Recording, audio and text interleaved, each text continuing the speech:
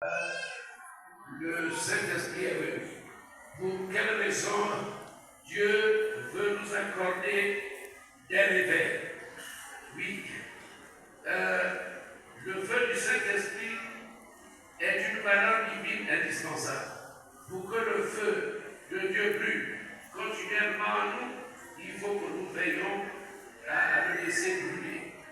Et dans le tabernacle, il y avait le chandelier et il fallait moucher les mèches. C'est une expression de l'Ancien Testament. Moucher les mèches, c'est-à-dire qu'avec des ciseaux en or, on taillait l'accumulation des cendres, n'est-ce pas, autour de la mèche, pour que la flamme brûle davantage. Et la flamme du chandelier ne devait pas s'éteindre, parce que le sacrificateur mouchait les mèches. Alors nous devons moucher les mèches, c'est-à-dire sanctifier notre cœur, pour que le feu du Saint-Esprit brûle. Le récipient qui garde le Saint-Esprit, c'est la sainteté. Oui, celui qui marche dans la sanctification va garder l'onction. Amen. Oh, gloire à Dieu.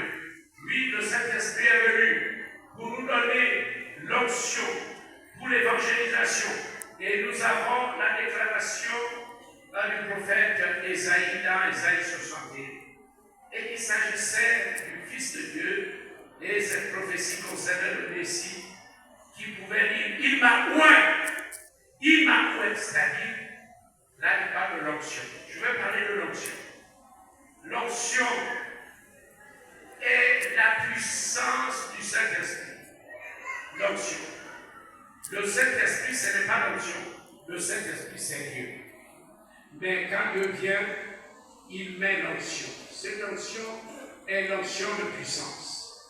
Oui, nous avons besoin d'onction.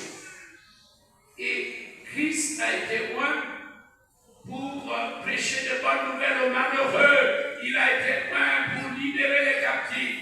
Il a été oint pour guérir ceux qui ont des cœurs brisés. Il a été oint pour proclamer une année de grâce du Seigneur et apporter une huile de joie à ceux qui étaient dans le deuil.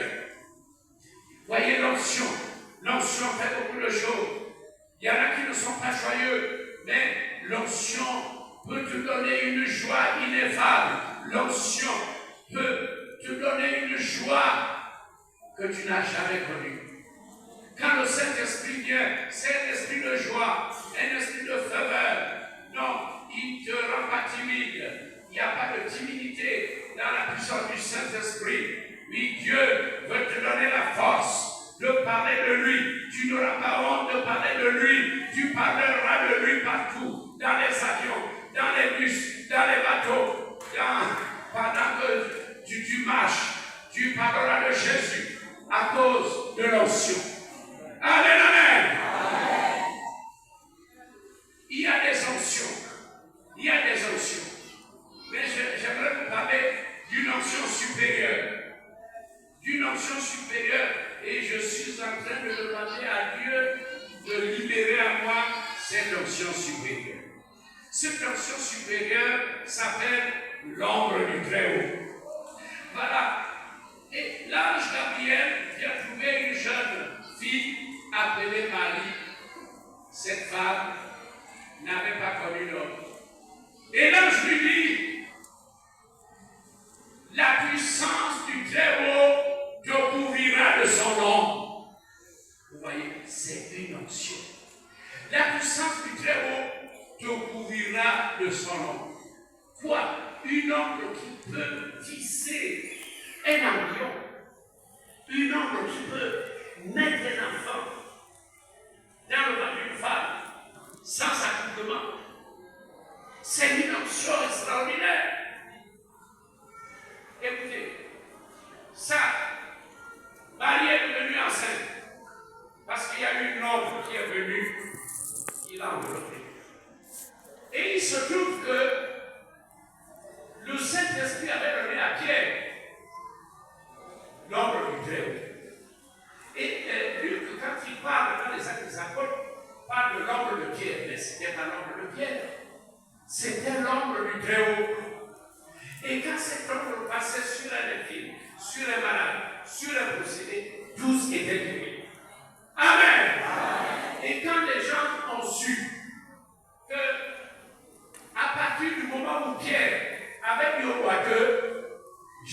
l'argent dit, oh, mais ce que j'ai, moi, Pierre, je te le donne. Lève-toi et marche. Le boiteux s'est mis à marcher.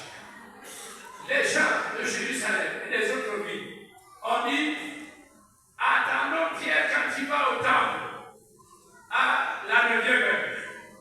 Et donc les gens venaient, pas tôt le matin, mais à 15 heures de l'après-midi, parce que c'était l'heure, n'est-ce pas, pour le culte dans la synagogue. Et c'est là que les apôtres se précipitaient. Alors, Pierre, qui a guéri le boiteux, à ça, quand je me verrai, je vais crier. Dieu a vu une foule des gens qui étaient dans la tente. Et Dieu a dit, je vais travailler avec mon serviteur Pierre. Et il lui a donné l'ordre du Très-Haut. La puissance du Très-Haut. Alors si cette puissance descend maintenant, tu peux être au fond, tu seras guéri au fond. Amen. Tu seras délivré à droite, à gauche. Tu seras délivré là-devant. L'ordre du Très-Haut. Amen. Voyez, c'est parce que vous n'avez pas la foi. Vous n'avez pas la foi. Et vous ne donnez pas le monde. Dieu veut des simples hommes, des simples femmes qui ont foi en lui, qui sont capables de déplacer les grandes montagnes. Alors Dieu veut te donner la puissance de déplacer les grandes montagnes.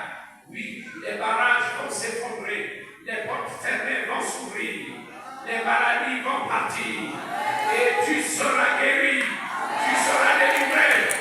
Oui, on t'empêche de te marier, mais tu te marieras. Amen. Les portes du travail sont fermées, mais ces portes s'ouvriront.